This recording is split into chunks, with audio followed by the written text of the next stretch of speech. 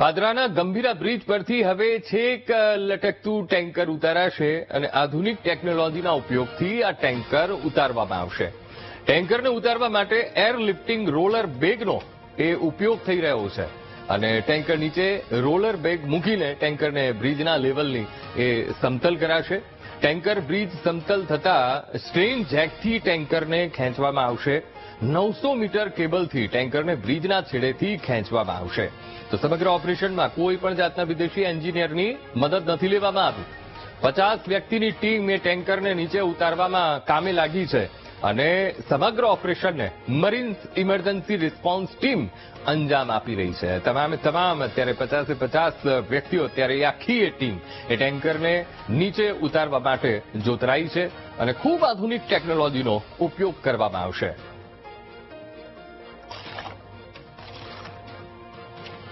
તો આજ મુદ્દે આપણી સાથે professor Nikul Patel, chemical engineer જેઓ છે એમએસયુમાં, તેઓ મિકેનિકલ એન્જિનિયરિંગ છે એમએસયુ વિભાગમાં, તેઓ આપણી સાથે જોડાઈ ગયા છે. સૌથી પહેલા તો નિકુલભાઈ ખૂબ ખૂબ સ્વાગત છે વીટીવી ન્યૂઝમાં.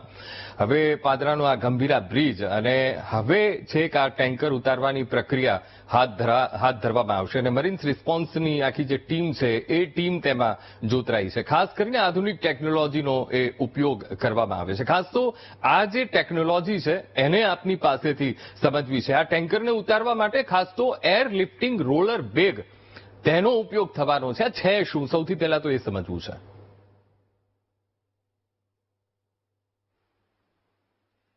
સૌપ્રથમ આપણે જો ગંભીરા બ્રિજના ટ્રકની પરિસ્થિતિ જોઈએ તો એ ટિલ્ટેડ છે અને એક પિલર ઉપર સપોર્ટના આધારે ટકી રહ્યો છે.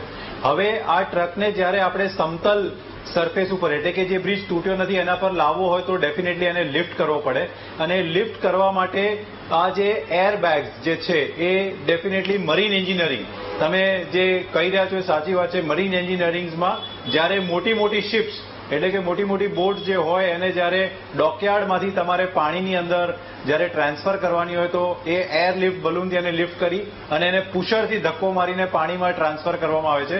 એવી જ રીતના અહીંયા જે આ સમગ્ર ટ્રક છે એને જે પિલર તૂટી ગયો છે અને જ્યાં ટકી રહ્યું છે એના પર એર બલૂન્સ મૂકી એને ઇન્ફ્લેટ કરવામાં આવશે, એટલે કે એની અંદર હવા ભરવામાં આવશે. એ હવા ભરવાથી એનો જે એપેરેન્ટ વેઇટ છે ટ્રકનો એ થોડો ઘટી જશે ને એના લીધે એ રોલર ઉપર સરકે એ રીતના એને ખેંચવામાં આવશે, એવું મારું માનવું છે. બિલકુલ નિકુલભાઈ, ખાસ તો એ ટેકનોલોજી આપણે જે તમે કીધું કે મરીન્સ ટેકનોલોજી, એ ઘણા બધા એ વિડીયોઝ પણ સોશિયલ મીડિયામાં, યુટ્યુબ ઉપર એ ફરતા હોય છે કે કેવી રીતે એ ડોકયાર્ડમાંથી નીચે ઉતારવામાં આવતા હોય છે વાહન અને એ જહાજ ઉતારવામાં આવતા હોય છે. હવે આગળના ભાગે સરકતા હોય છે, પણ આમાં સૌથી મોટો પડકાર એ છે કે ટ્રક લટકી રહી છે અને ટ્રકને આગળથી ઊંચી કરીને પાછળ ખેંચવાની છે. આ પડકાર કેટલો અઘરો?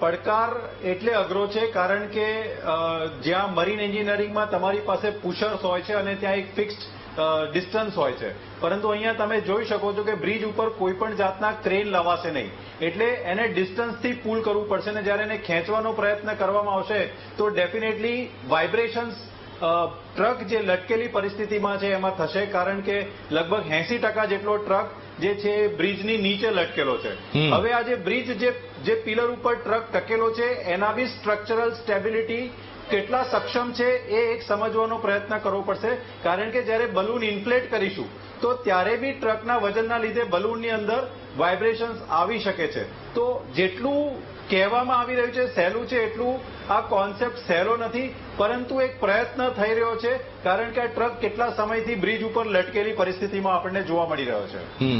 હવે નિકુલભાઈ, ખાસ તો જે ટેન્કર છે બ્રિજ સમતલ થતા સ્ટ્રેન જેકથી એ ટેન્કરને ખેંચવામાં આવશે. આ પહેલા પણ ઘણા બધા પ્રયત્નો એ કરવામાં આવ્યા, મોટી ક્રેનની પણ શોધ ચલાવવામાં આવી કે એનું વજન એ ખમી શકે અને તેને ત્યાંથી હટાવી શકે, પણ એ કંઈ પણ એ કારગત સાબિત ન થયું. ને હવે જ્યારે આ મરીન્સ ઇમરજન્સી રિસ્પોન્સ ટીમને આખી જવાબદારી સોંપવામાં આવી છે, હવે સ્ટ્રેન જેક કેવી રીતે કામ કરતો હોય છે ખાસ તો એ પણ સમજવું છે આપની પાસેથી.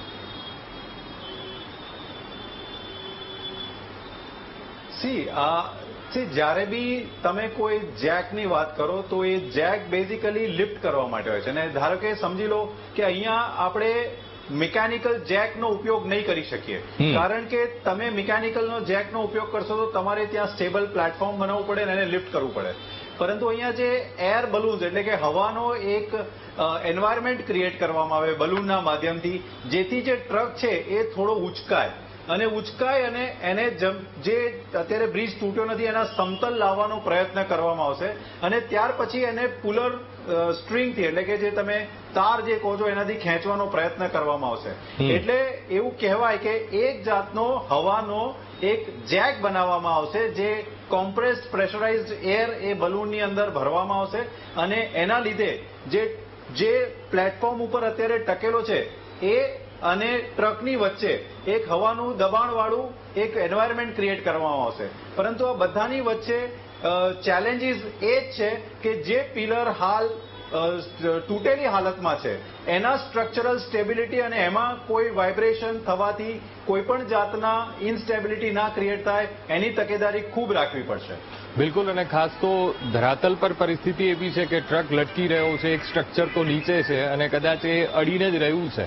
કદાચ આ આખી પ્રક્રિયા થાય તો એ પડવાની સંભાવના કેટલી કે એનો પણ અભ્યાસ થયો હશે અને ત્યારબાદ આખી આ પ્રક્રિયા શરૂ કરવામાં આવી હશે.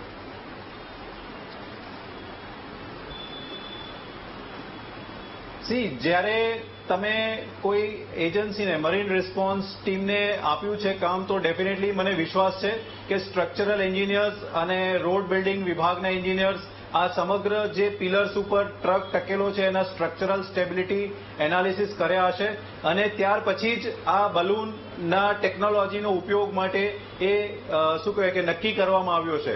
કારણ કે ક્રેનને બ્રિજ ઉપર લઈ જવું એ બી હિતાવહ નથી અને કોઈ ક્રેનને નદીના પટમાં લાવીને એના આટલા હાઈટ ઉપરથી લિફ્ટ કરવું બી પોસિબલ નથી થઈ રહ્યું.